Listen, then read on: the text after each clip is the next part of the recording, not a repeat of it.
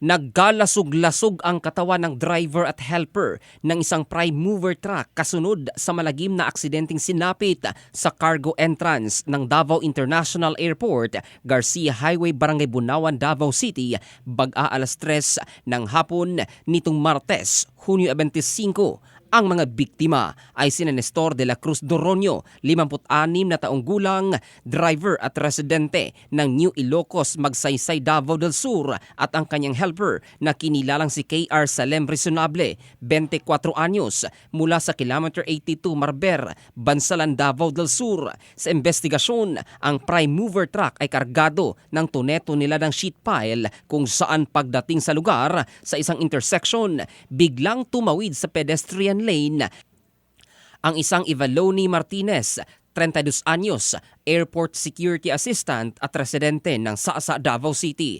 Dahil dito, biglaan din ang pag-apply ng driver ng preno dahilan para tumagos ang mga bakal sa ulo ng truck kung saan naroon ang mga biktima.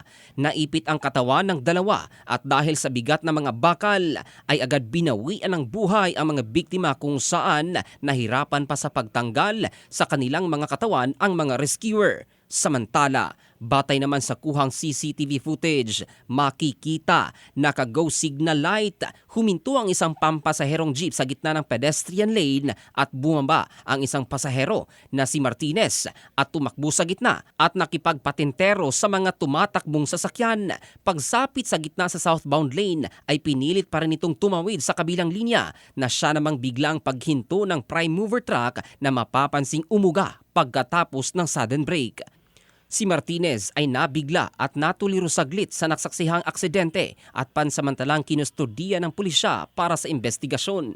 Dahil dito, sinisisi ng mga kaanak ng driver at helper ang pedestrian dahil kung hindi lang ito pinilit na tumawid kahit naka-go signal pa ang traffic light ay buhay pa sana siguro ang driver at helper ng prime mover truck. Samantala, napansin din na walang harang o nakalagay na lug truck cab guard sa pagitan ng sheet pile at ulo ng prime mover truck.